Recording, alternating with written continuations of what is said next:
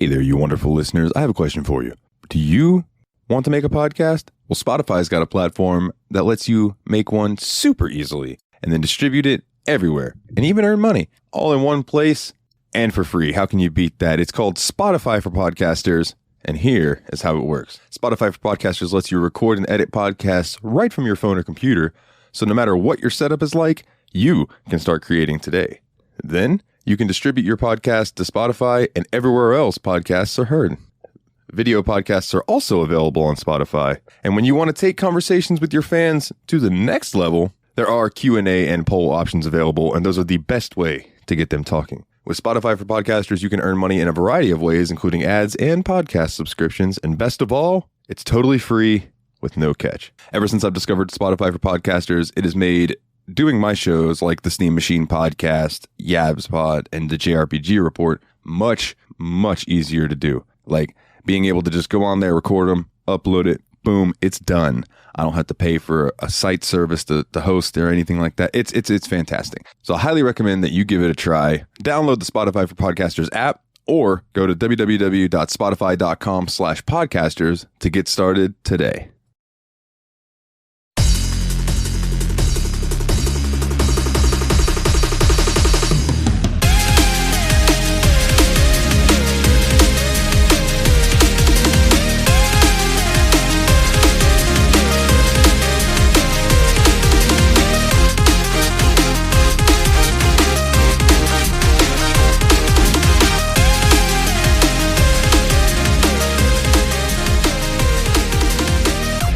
Ahoy there, mateys, and welcome back to another episode of the Steam Machine Podcast. My name is Dalton, and joining me, as always, is my good buddy and partner in pirating crime. This is First Mate Ryan. That's First Mate Ryan, and we are here to satisfy you landlubbers with some pirate talk, because this week our game was Sid Meier's Pirates. But before we get to that, we have a little giveaway that I'd like to bring up. We had a post about it on Facebook, and we wanted to give you guys ample time to get on there and leave a response. But there's a post on Facebook and Twitter that Twitter too. We are just looking for your favorite gaming memory when you were growing up, or even last week if it's from last week. Just whatever your favorite gaming memory is. And all that we ask is that you like and subscribe to our show. Follow us on whatever social media account you're commenting on, and don't be like a bot. Don't be like one of those that just retweets all the giveaways trying to get stuff so you can do whatever with it. Other than that, we want all of the listeners to join in, man, because we are going to be giving away a copy of a game that we have on our extensive gaming list, and it is called Extinction. And Ryan, I know that you probably have no idea what Extinction is yet, right? Absolutely not. So I checked it out a little bit when I got the extra code for it, so I would be able to tell people about it, what we're giving away. And it really reminds me of Attack on Titan. Oh, interesting. Like, you're this character, it drops you into a town, and you have to fight all these little enemies and stuff. Or I say little, but they're not really that little.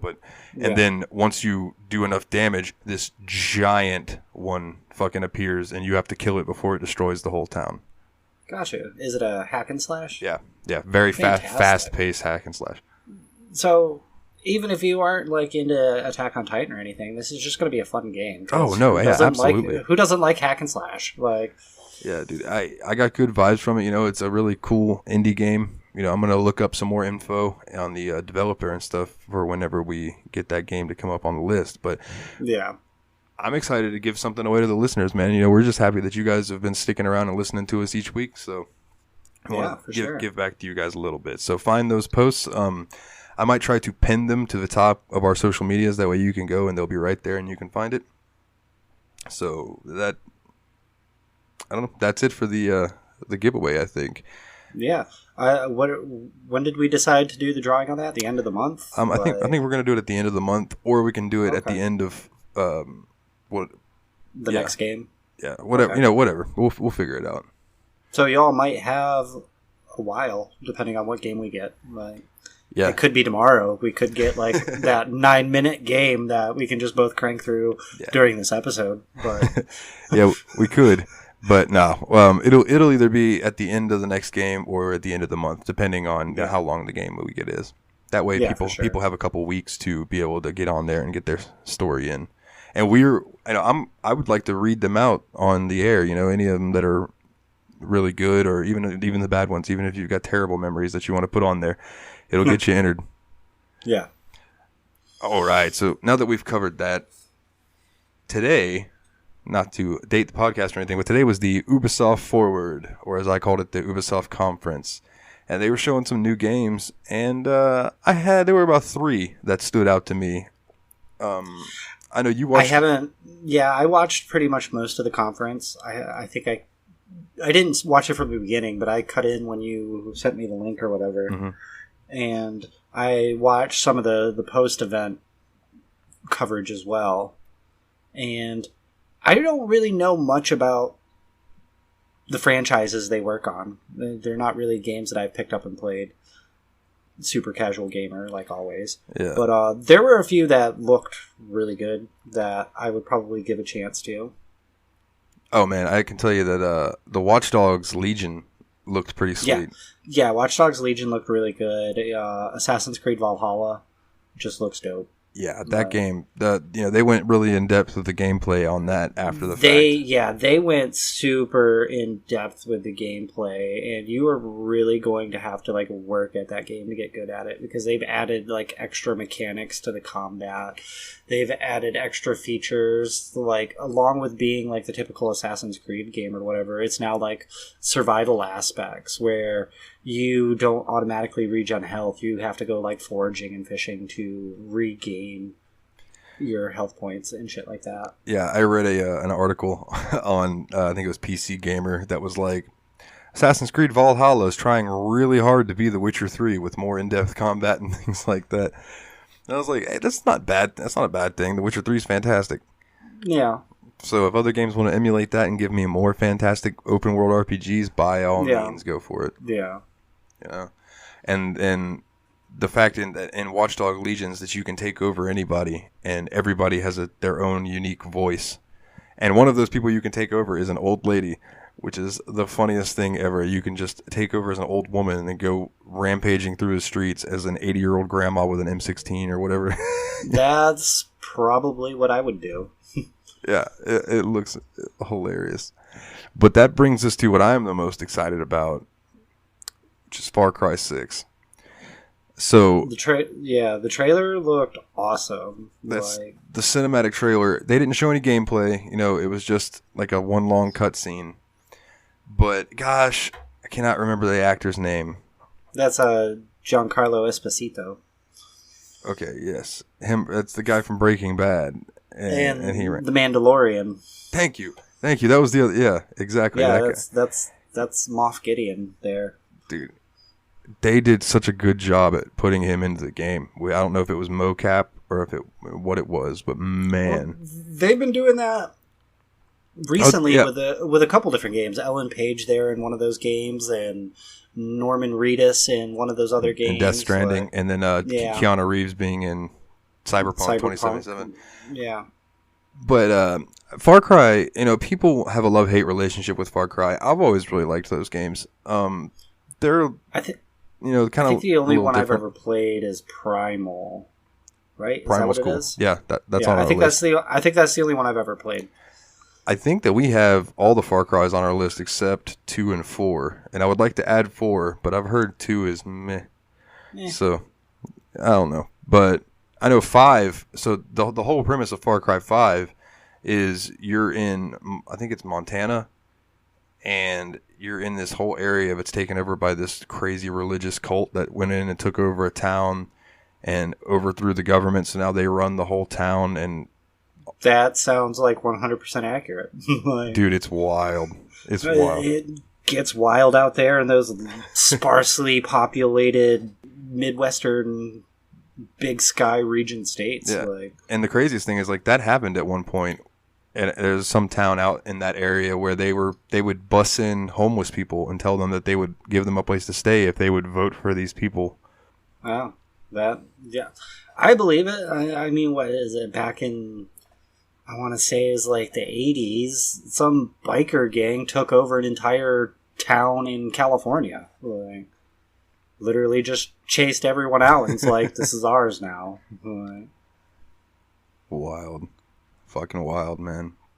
But the whole concept of the Far Cry 6 seems like, from what I could read, it was based on Cuba. yeah.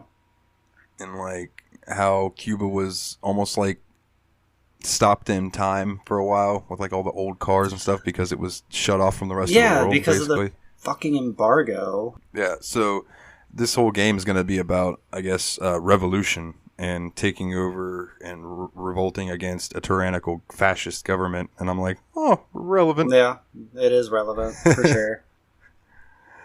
It'll be interesting, man. It looks cool. Yeah. We got to wait till next year, February of next year. Yeah, we gotta. But that's actually not. It's not as bad as waiting for some movies that have been slated for a while. Or season 2 of The Witcher. Yeah.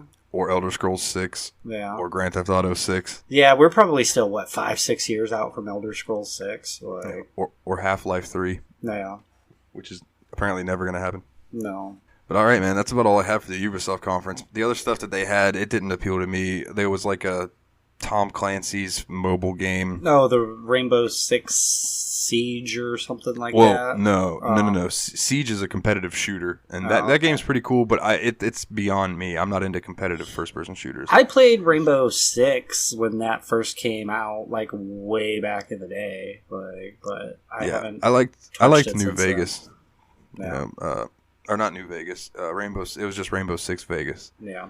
But Siege. I have a couple friends who play Siege, but it's not my forte. You know, I'd rather play Counter-Strike personally, but No. whatever.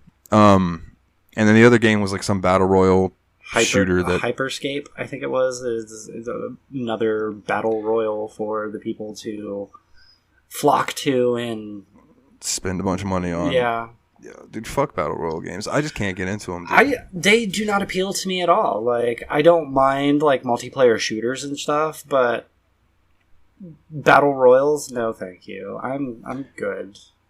Yeah. The only thing that I could compare that would be anything similar to a battle royal that I loved growing up was fucking Twisted Metal. And even then, that game needs a fucking new title for sure. Yeah, I think that would be banging these days. That would be a great battle royal, Twisted Metal. Instead of picking like a car from the classic series and shit, you can build and customize your own, and you could do the typical fucking publisher shit and charge DLC money for fucking additional skins on the cars or shit like that. Or you could actually earn upgrades and shit through competing, like. Yeah, and that's one nice. There's a couple free to play shooters that it's like you can pay money or you can just grind and get the stuff eventually. Yeah. So, but I think a Twisted Metal battle royal would be amazing, and that would probably be like the only battle royal I would actually get and play. Yeah, me too. Yeah, I have friends that are into the whole, like, was it Apex Legends? I have friends who are into Fortnite. I have friends who are into all that PUBG. It's not my thing. I know people who play PUBG. I know people who play the Fortnite. I tried Apex a couple of times and just not into it. Like, not into it at all. Yeah, me neither. But to each their own, you know? Yeah, for sure. Some people hate RPG games. They're wildly popular, like, but like you're saying, everyone's got different tastes. Yep. Well, I think that is going to bring us to our game of the week. I'm going to go ahead and tell you right now, ladies and gentlemen, this is probably not going to be a very long episode because there's not too terribly much to cover about Sid Meier's Pirates. Yeah. It's an open-ended game. There wasn't really an actual end goal. Like, no credited ending. Like, you just did your shit as a pirate. Like, yeah, I think there's like an underlying story of finding your sister, but I never did that. Yeah, I came close on my playthrough. I found a couple pieces of the map to her. I even like anchored ship in the area that the map said she was in and ran around for like 4 months on land. The equivalent of 4 months on land looking for it. But I think unless you anchor in a certain spot, it doesn't generate those landmarks and features. Like, okay, or it might make you complete the map. Maybe. I don't know. I don't know, because I had a couple treasure maps that I only had a piece of it, and I was still able to find the buried treasures, but... I never found a goddamn buried treasure. Oh, I fucking looked and looked and looked and couldn't find any. Man, I've probably found like 6, 8 of them. Like every tavern I'd go in, it's like, do you want to buy this treasure map? Well, fuck yeah, I do. Like, give me that shit. He was always like, hey, you want a Dutch rudder? And I was always like, yeah, I fucking want a Dutch rudder. Give me that Dutch rudder. See, I never got a Dutch rudder from him. I only got the Dutch rudders from the governor's daughters. Yeah. Nah, I like those CD bar Dutch rudders. They're much better. Yeah, that sounds very pirate-esque. And then puffy shirts. Which had to have my puffy shirt. Yeah, immediately took it. I'm like, no, yeah. You're going to be the first pirate. I don't want to be a pirate. God, I laughed so hard because... that was my first thought too. I was like, "Goddamn puffy shirt! I have to take this puffy shirt now." Like, thanks. Yeah, it was a must. Thanks for the puffy shirt. Like, but man, yeah, this game, it starts off. You load it up. You get a little cutscene of a guy fucking sailing, and then you get to create your pirate. What did you name your pirate? Nyalohala. Oh yeah, and you were there. You could choose from what 4 countries? It was England, France, Spain, and the Netherlands. The Dutch. Yeah. Oh yes. So when I first started, I started as the Dutch. Yeah. I figured I would be an Irishman or a Scotsman that made his way over to. You should have sailed for England. The Dutch area. So yeah, we'll get there because I did eventually. Because when I started as the Dutch, those fuckers had like 3 ports in the whole game or some shit. And I'm like, no. I didn't come across too many actual Dutch ports when I was playing, but they had quite a few settlements, especially in the... Talking to you about our gameplay as we're playing this, we played like completely opposite sides of the map for the most part, for most of our time. Like, because when I started over as the English, I was up towards Florida. Got you. And yeah, that's what you were saying. You stayed pretty far north, while I myself was fucking cruising the Central and South American coastlines for most of my time. Yeah, I just got on it when I started again. I started as England. Yeah, and it was like we're at war with the dirty French, and there's a settlement nearby that we need you to take care of or whatever. And then it shows me on the map, and it's literally like I could have probably thrown a rock from the English settlement and hit the French settlement, but they're like, we're beefing. Sounds about right. It's like down there in Florida, the St. Augustine Spanish settlement and the French settlement, literally right across the Matanza River. Like, I know. When I finally sailed up that way, I had already pissed off the Spanish, and so when I went up to the Florida Keys, they started shooting at me. Yeah, sounds about right. So I rode up in there, and it was like, do you want to attack the city with your 150 pirates versus their 40 soldiers? And I'm like, yes, I do. Yes, I do. So took over the Florida Keys, and then I sailed up the coast to St. Augustine, and they started shooting at me, so I took over there too. So I took Florida for the Englishmen. I did my job as an American. I stole the land and took it for the English. That's terrible. Let's see. I started off French. I even named my guy super French. He was Jean-Philippe Lebeau. Nice. And starting off the game, we were at war with Spain, of course. And then by the time I got done with my playthrough or whatever, literally every port hated me. Like, even the French ports. I went total pirate. I attacked anything and everything that sailed by me or anywhere near attack range of me. Like, you know what's funny is that I saved a Spanish ship from a pirate. Yeah. And it sailed away before I could attack it, and it landed in the Spanish port. So I went into the Spanish port, and I tried to leave, and they were like, wait. The governor wants to talk to you. So I was like, okay. So I went to the governor, and he knights me and makes me a admiral or whatever the fuck. And then he's like, I need you to escort this ship to a new settlement. Escort the mayor. So I'm sending the mayor with you to the new settlement. And he's like, I'm like, all right. Did they not realize that I've been in fucking sinking Spanish ships almost my whole game? So as soon as we left port, I just sank the ship with the Meier on it. Yeah, we'll take... That was me the whole game too. I'd land on a settlement and be like, "Oh, I just became the new mayor of this. Will you escort me here?" It's like, "Sure, buddy." And as soon as we pull away from port, attack, sink. Like, don't even take the resources or the boat. Just completely obliterate it. Like, so did you like the little sword fighting mini game? Yes, I loved it.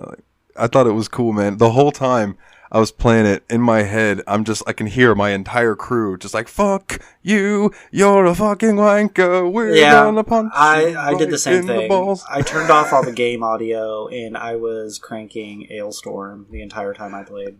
Oh yeah, dude, it was so good. It fits so well. I mean, you have to listen to pirate metal while playing this game. It's either Ailstorm or Swashbuckle, like something super piratey to go along with it. So basically, the way the sword fighting works is that you had the game, it tells you to use a number pad or a mouse. Yeah. So you had 3 attack buttons. I think it was like you had slash, stab, and chop. You had chop, you had thrust, and you had... God, I can't remember the slice or slash or something like that. Something like that. And it was almost like rock, paper, scissors. Yeah, one was a high attack, one was a mid attack, and one was a low attack. Yeah, because and then you had your 3 defensive buttons, which were high attack, like high defense, mid defense, low defense. Yeah, you either ducked, jumped, or parried. And in true pirate style, you even had a taunt button. I used that one a lot. Yeah, I like taunting my enemies too. Yeah. It goads them into attacking when they're not ready. Yeah. So basically, you just have to win, 3 or 4 times, and you'll either knock the opposing admiral off their ship, or not admiral, captain, off their ship, or into some fire, and then they dive off the ship. I noticed it was based on what kind of ship you were attacking. If it was a smaller one, you knocked them off the ship. If it was a pirate ship and not a national represented ship, you knocked them off the ship. If you were attacking like a medium-sized like transport ship or like a smaller warship, then you would knock them into the fire, they would jump overboard. If you came up to like a huge warship or one of the boss pirate battles, they were the top 10 pirates. Yeah, they were knocked into the ocean by a giant box of swinging cargo, or they just gave up and you like sent them overboard.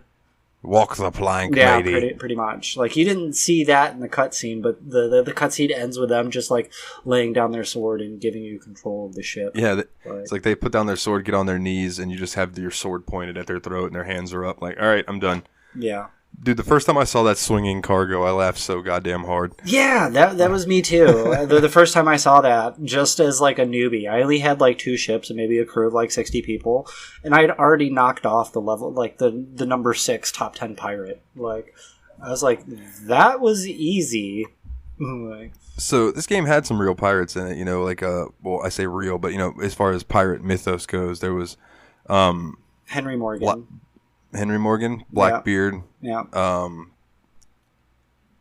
Davy Jones one of them? No. Okay. There was like Baron Raimundo and Captain Kidd. Yeah, Captain Kidd. They did research. Like, this wasn't just like a pirate game. They like, the pirates were real. The port cities and the settlements and everything, they were real. They weren't like fictitiously named. They were actually taken from like history of the Caribbean. And even the islands and the geography of the map itself was real. Like, they pretty much just took a history book on pirates and made it playable. Yeah. So let's cover just some little factoids about the game that I have here from good old Wikipedia. Sid Meier's Pirates is also known as Sid Meier's Pirates Live the Life. Is a 2004 strategy, action, and adventure game developed by Firaxis Games and published by Atari and later on 2K Games. This game is a remake of Sid Meier's earlier 1987 game also named Sid Meier's Pirates. The gameplay remains similar to the original game, though it features a 3D game engine, and some elements such as sun sighting have been removed, but other features have been added, such as ballroom dancing minigame and improved turn-based land combat. Hold the thought on to ballroom dancing. We need to go back to that. Yeah. So the Microsoft Windows version of Pirates was released November 22nd, 2004, and is also available through online game tap video services, yada, yada, yada. Xbox version got it in July 11th, 2005, included some multiplayer capabilities. It was re-released on Xbox Live Market on the 360 and as an Xbox Original in 2008. And then they did a mobile version of this game, too, in 2011 and 2012. And the one little thing, the last little bit of note that I brought up to you before we went live is that there is an Easter egg in this game that every year on International Talk Like a Pirate Day, if you play this game, everybody in the game talks like a stereotypical pirate. And that's fantastic. Awesome. That is great. Okay, ballroom dancing. I never got one perfect.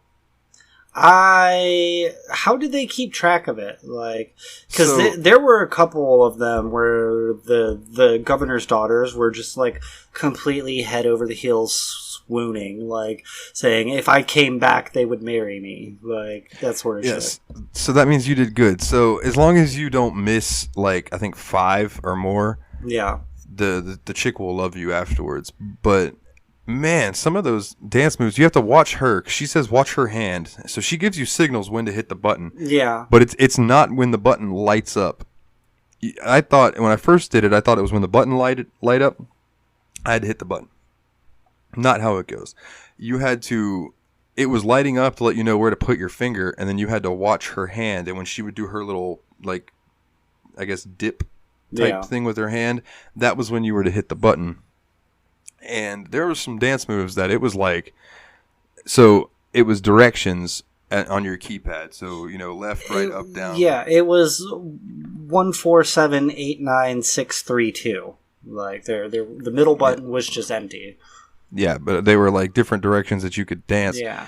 And there were some of them that you would have to hit like back into the left, then right, then back into the left, then right in like successions perfectly in order to do this like ballroom spin type thing. It was kind of difficult. Yeah. I liked it. It was a cool little mini game. When I started off the game, it didn't even give me the option to choose the difficulty. Like, it just like, here, name your pirate. I guess you're starting off in apprentice mode, which is what I did. I didn't even realize that I was starting off in apprentice mode. But when I started settling with the crew and paying the crew their shares of the plunder, the difficulty went up. And as the difficulty went up, the ballroom dancing got a little harder, but I had already got used to them guiding you through it on apprentice mode. Because on apprentice mode, the keys not only lit up, but they stayed lit up as she did the hand gestures. Yeah. Once you went up from, say, like apprentice to journeyman captain, the keys stopped lighting up. And then it got a little more difficult, because then you really had to pay attention to her hand gestures. And yeah, that could be whoo. And it's really hard to tell if she's forwarding you to step forward or step backward when her hands just go up, like, or right or forward right or forward right. It's really hard to tell. Like, you had to be quick. Yeah, and I can't even imagine playing this on, you know, when it came out on those resolutions back then, trying to see what her hand was doing. Yeah. You know, because, man, it was hard enough on this 2K monitor that I have. Yeah. It wasn't great on my end either. But I have to say, the best ship that I had was a small one. It had 14 guns on it, but it was fast. And I could just fucking sail circles around ships and blow them the fuck up. I had it fully upgraded. This thing was fully upgraded. I got a ship pretty early on, and I fell in love with this ship, and it was a Spanish sloop of war, and it was a big ship, but it was pretty quick. It was slower than the smaller ships, but it was faster than all the other ships that I came across that were similar in size. And I had 56 guns at one point on deck. I think I usually hovered around 48 though, because I would sell off some stuff for some gold. Well, but you might have had one of the ship of the lines. So let me read this to you real quick, and you can tell me. So a ship of the line, or as it's called, an SOL, is generally a large warship belonging to the frigate class. Slightly superior to the large frigate, the SOL is commonly known to be the most powerful and rarest warship in the game, able to carry the maximum number of guns, which is 48 with 24 on each side, and it has the largest cargo hold and largest crew capacity. Yeah, I had that ship. If I had 48 guns going, then I had that ship. Yeah. Well, that's considered the best ship in the game, so you got lucky, because I never had one of those pop up in my game. No wonder that I just absolutely ruined everything and everything that came near me. Like, no wonder you ran out of things to do. You had nothing to upgrade. I had nothing to upgrade. Like, I mean, I upgraded to the cotton sails and the bronze plating or the copper plating and the bronze guns and the grape shot and everything like that. Now, how many times did you divide plunder? Probably 4. My crew hated me at one point. I went through probably I probably went through a dozen mutinies on one sail. Like, but I decided instead of like hopping port to port, I just decided to sail across the Caribbean through the open sea. I made that mistake too. You all can wait. Like, I'm your captain. What are you gonna do? Oh, you're gonna steal my little ship? Okay, take your 12 crew with you. I still have like 280 people. Like, once I started acquiring ships and crew, I had, I think, the most ships you can have in your fleet at one time, and that was 8. And I had 8 ships. I had a crew of almost 500 at one point. But, yeah, the biggest crew that I had was, I think, like 670, and that was when I quit. I divided the plunder one time. Like, my crew got really pissed off with me, and I was like, all right, whatever, fuck off. So I divided the plunder with them, and then I happened to leave port and destroy the ship that had like 10,000 fucking gold on it. Yeah. So I immediately turned around, went back to port, bought some stuff to sell at other places, and then just upgraded the fuck out of my ship at different ports and got more people. So then the next couple ports I stopped at, the governor's daughter wanted to talk to me, and I'd dance with her, and then she would give me, I would take the items that helped my crew become less mutinous on long sailing. Yeah. So I had like 3 or 4 of those items. So it got to the point where my crew didn't give a shit anymore. Because I had like 30 months worth of food and some luxuries on board. That was the same with me. Like, that was the same for me. I ended up acquiring pretty much all the items that you could acquire that were like special, like as far as like crew entertainment and increasing your chances of getting the governor's daughter to fall in love with you. And I had some of like the special sailing shit. I had the bandolier of the swords, where you could choose from either like the cutlass, the rapier, or the flat sword. When you entered combat, I had the bandolier of revolvers, so I always had a gun on me to start the battles. Nice. I had so much shit. It wasn't hard to find. Like, literally I hopped port to port to port to port to settlement. Like, very rarely did I actually sail out to like open sea. So I hit every tavern, and very few items he wanted a lot of gold for. Yeah, but there were a few that were kind of expensive. And I always afforded them, because unlike you, I found so many buried treasures. Yeah. I lived off of fucking with other people's livelihoods instead of just finding buried treasure. Like, no, I get that treasure map. It's like, okay, you're on Puerto Rico. Let's go there and fucking... I must have found 4 buried treasures on Puerto Rico. I found 1 in Mexico off the Yucatan. And I think I found another one down near like Venezuela. Right? Wild. Yeah. I definitely, this is going to be a game that I'll dive back into again and fuck around with every now and then. Yeah, it's pretty fun. If I get burned down on one of the games we're currently doing for an episode and just need something to mess around with, I'll definitely throw this on there, especially if I want to be a pirate. Like, this For sure. I don't mean to say it like sound like I'm shitting on the game, but I got bored with this game really quick. But it is a really fun game. Like, yeah, and I also try to remember that, and like I was telling you before we started recording, that this game's based off of a game that was made in 1987. So there's really only so much that they could fit into a game back then. Yeah, and then the game not really having a direction of storyline either. You find out that like your sister from your family is still alive after the pirates took over your family estate at the beginning of the game, and you can find maps to rescue her. You can work your way up to become the top pirate in the Caribbean, and then you also earn fame points based on how well you do with certain nationalities. So if you work with, like, say in my case, you started off French and you worked well with the French, never attacked any French ships, did all of the quests that the French governors and mayors wanted you to do, and took out your enemy strongly, you built up fame pretty quick. And I guess the real direction of the game is just be a pirate until you decide to retire, and then that's it. Like, once you retire, that's the end of the game. And then there's different endings to the game. I don't think there were any specific cutscenes in particular, but depending on your fame rank is the title that you retired at. If you only had like a fame rank of 20, you retired as like a famous shipwright so that you can fix ships and stuff.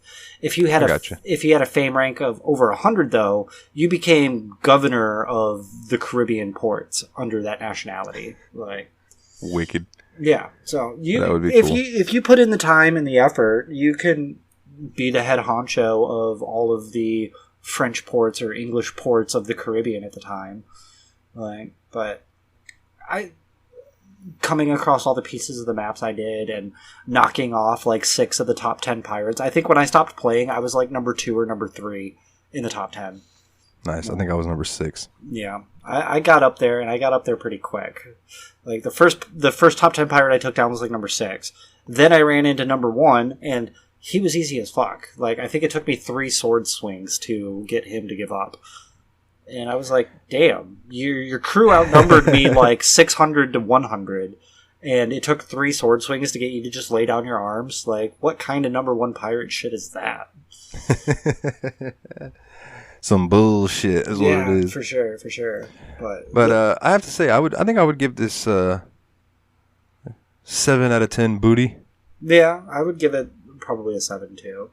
Yeah, it's a really good time killer, very good time waster. Like, especially if you're working on other games or just need a quick game to kill some time, I would recommend this game. And it set some precedent for games to follow it. Like, there's another game on our list, Port Royale 3. Yeah. Where it's like I think it's a port management system. I think you also sail around. I haven't looked too much into it, but I know that it was influenced by Sid Meier's Pirates. Yeah, for sure. This game definitely had influence on some other ones. It had to have, right? But yeah, for sure. Yeah, this game, it's fun. It's fun, but it's nothing I would get too invested in. Like, if you get dedicated to this game, you're gonna beat it in a day. It's no big deal. Yeah. You can definitely sit down and just enjoy a session with it every now and then. Kind of treat it like The Sims in a way. You can treat it in a way that is like, I'm gonna do a speed run. How high in rank can I get? Like, yeah. Yeah. Or how much can I do without attacking other ships or that kind of thing. I'm going to be the world's first pacifist pirate. Yeah, man, it's the Peace Corps pirate ship. We're here to spread love. They're like, cool, give me all your gold. Yeah, I'm only going to escort people. Like, if I see a ship fire a cannon at me, okay, you're going down. But speaking of escorting, I was escorting one of these ships, and dude, we happened to go by one of the pirates on the list.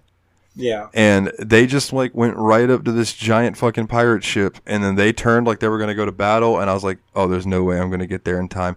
And it took one blast from this giant pirate ship, just sank this Meier to his death, and I was like, well, there was nothing I could do about that. There's nothing I can do about that.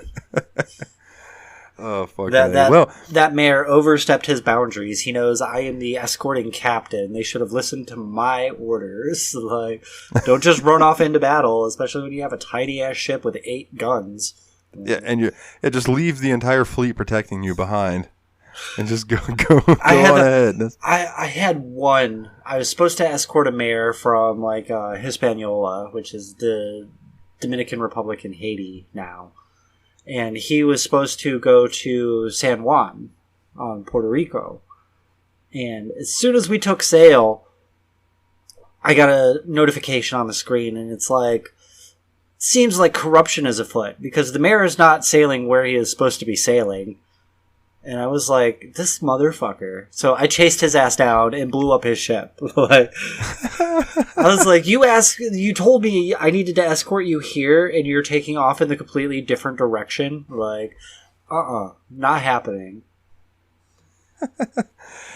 Man. Oh, shit. Give me 1 second. How many towns did you take over? Because the land battle system, I wasn't a fan. I mean, I didn't mind it, but I wasn't a fan of it at all. It reminded me of a dumbed down version of Civilization's battle system. Yeah. But it was kind of lame. It was just like playing chess. Yeah. In a way. Yeah, for sure. Like I never took over a town. I took over about 6 total. You probably attacked the little ones. Every pirate haven I'd sail into, they'd only give me the options to raid big population cities. And I was like, alright, fuck it, why not? I got a pretty big crew. I would get my ass handed to me every single fucking time because they would come out with cavalry and archers, and just when I think I have them down, like 3 more units of guys would just come out of nowhere. They weren't even on the map at the beginning of the fight. They would just like all of a sudden be there, and I'm like, where the fuck did you even come from? Like, yeah, dude, they would just come out of the fucking woodworks. Yeah, literally. Yeah. How many times did you get arrested? I got arrested as a Dutchman. I did not get arrested once I had joined the English. Oh, very cool. So, I probably got arrested 4 straight times. Leaving one city. I get arrested, used my lockpick, got out, got arrested, bribed the guy, no big deal. Leaving port, I got attacked by pirate hunters. They sank all of my ships, then boarded my ship. And because I only had like a crew of 6, they took that over, went back in jail, had to break out again. I think that's where I was Sounds like a lot, dude. Yeah, I think at that point I was just like, all right, I'm done with this game. Like, having to sneak out of the city was cool. I liked that feature of the game, where you had to avoid the walking sentries and climb over walls and stuff like that. Yeah. I liked that aspect, but I never had to do that. God, if you arrest me and I leave, and you attack me and blow up all of my ships and then board my ship as soon as I leave the port, there was like no way I could have left that city. Like, they literally set me up to just keep getting arrested and arrested and arrested and arrested. I must have hit like an infinite loop or something from that port, and I was just possibility. I was just like, I'm done. Like, I've done so much in this game already. I'm like the number 2 pirate, and I have a wealth of gold sitting there. So, so this just popped into my head, so I want to ask you real quick. Did you ever have a moment where you went into a bar and the bartender called you over? He's like, "Oi, hey, there's a fucking pirate back here in the back." Yeah. And he's like, "You want to get him?" I'm like, "Fuck yeah, I want to get him." He's like, "All right, let's fuck get him." So then it would take you to just like a bar fight, and you were fighting with the guy up on the upper stairs, like upstairs of this on the bar. Second floor, yeah. Yeah, and then you kick him, and he just goes bursting through the side barrier, and then goes falling to the ground. And eventually, instead of him jumping off a ship or falling into fire, you just back him up to a point where there's like a bar winch that breaks a bottle over his head and knocks his ass out. Yep. I never came across an encounter like that where the bartender called me over to tell me there was a pirate there. I hit so many ports that I knew which people were fugitives at which ports. So every time I'd walk in and talk to the bartender, he'd be like, "So-and-so's back there. Do you want to deal with him?" So of course I'll deal with him. Like, yeah. See, mine was a little different. Mine was like, he was like, "Hey, nobody knows that he's back there, but he's back there. If you want to go for him." I was just like, absolutely, I want that gold. I had one tried to bribe me. He's like, "Hey, I'll give you these swords if you let me go." I always Nah. took the bribes. Did you? I always took the bribes because I know if you just let them go and they paid you their bribe, they would still be wanted when you'd come back to that port later. So they would just send you out again to go arrest them. I probably fought and took the bribe from the same character 3 times in my gameplay. Tremendous. Yeah. Well, man, you got anything else about pirates? I think we've pretty much covered as much as we can about it. Yeah, this game wasn't very big. Like, the map was huge itself, but the gameplay itself wasn't very big. Like, but fun though. I enjoyed it for sure. Okay, so before we bother Steamy, there's something I wanted to bring up real quick that I forgot to bring up before we started talking about pirates, and that is, bro, that Serious Sam 4 trailer. Oh yeah, no, looks so good. I am stoked for that. Like, I've only played Serious Sam: The First Encounter from our first episode of the show, and it's just so over the top ridiculous that I can't wait to get into the rest of the series. And then seeing the trailer for Serious Sam 4 just made me want it, like, right from the go. Yeah, it looks fucking epic, dude. And then some of the articles you had sent me before the release of the trailer saying that you could see upwards to almost like 100,000 enemies on the battlefield at one time is like, bring it on. Like, yeah, they said that they don't know if they'll implement that many, but that the engine can handle up to that many. So even 10,000 running at you. If you, I guarantee it. If you put it on the max difficulty of the game, you will come across at least one level with 100,000 enemies on the battlefield at one time. Fucking wow! You better hope you have that cannonball gun. You imagine 100,000 screamers. Ah! That's what I was thinking. That's what I was like. It's gonna be that same scene in every one where he makes fun of them, and then the wave of them comes, but it's just gonna be like a fucking army of them. It's going to be 100,000 of them. It's going to blow out your speakers. It's going to blow out your eardrums. Like, make your computer explode. But it's Serious Sam. It's like integral to the series now. Is that fucking screamer? And his sunglasses. Yeah, and the stupid ass sunglasses. I'm glad they kept that stupid ass cheesy ass look. Like, even that ridiculous gruff voice. I was gonna say he's still got the same voice where he's like, "I'm Sam Stone. You picked the wrong planet to fuck with." Yeah, dude, it looks fucking fantastic. Yeah, it looks great. The graphics look so smooth. Like, oh yeah, and the sound, the gun sounds have improved so much since the first encounter. You know, back then when we were just like, it was just pretty much kadoosh. Gadoosh, gadoosh. Now it actually sounds like a shotgun and shit. Yeah. This will be a game that we'll have to do as co-op multiplayer.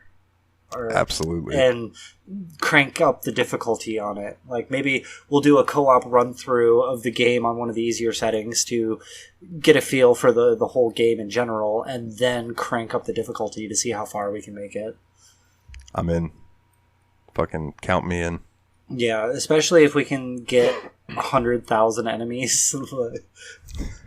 You're right. Even if there's like a level editor where we could just edit in 100,000 and then just stand there and try to fight them all. See who can get the higher kill count and how long we can survive. That would be a cool part of the game. Have like a survival mode where you're just put into like an open plain environment and then just have to withstand wave after wave after wave and see how long you can go before you're that would be cool. Like an endless mode or something. That would be pretty sweet. Well, all right, man. Let's wake up old Steamy. Steamy! Hey, buddy. It's that time of the week, man. I need a game from you. Give me that number. All right. It looks like it is 512. And if I navigate to my list and scroll, it looks like 512. Oh, yes. Yeah. 512 is Final Fantasy VIII. Awesome. Yeah, my favorite Final Fantasy. Yeah, same here. My definitely my favorite out of the series. This will probably be like my 60th playthrough of the game since it came out. All right, and then that answers our question as to whether the giveaway will be at the end of the game or the end of the month. It'll probably be at the end of the game. So when we finish Final Fantasy VIII, we'll give away a copy of Extinction. And I am going to get with our buddy James from the JRPG Report, because I know he is a big Final Fantasy guy, and I will see if he will join us on the final wrap-up episode where we can kind of do a overall views, cover wrap-ups, all of that jazz. That way he doesn't have to try to make time for us for 4 episodes or so. Yeah, get his feel of the game coming from a JRPG specific podcast. Like, that would be good. Yeah, that'll be fun, man. I am super looking forward to it. And that just leaves us with, if you'd like to check us out on social media, it is facebook.com/The Steam Machine Podcast, or you can catch us on Twitter at Steam underscore podcast. And as always, we would love it if you would go on iTunes and leave us a 5-star review, because it helps us climb up the ladder of the millions of podcasts out there. So, it'll help us get discovered by other people. So check it out, man. And if anything else that you'd like to say, my brother? No, I'm ready to dive into 8 all over again. Yes, it's time to go be a seed, my friend. Got to take down the sorceress. All right, well, then that about does it for the Steam Machine Podcast this week. My name's Dalton. He's Ryan. And as always, guys, take it easy.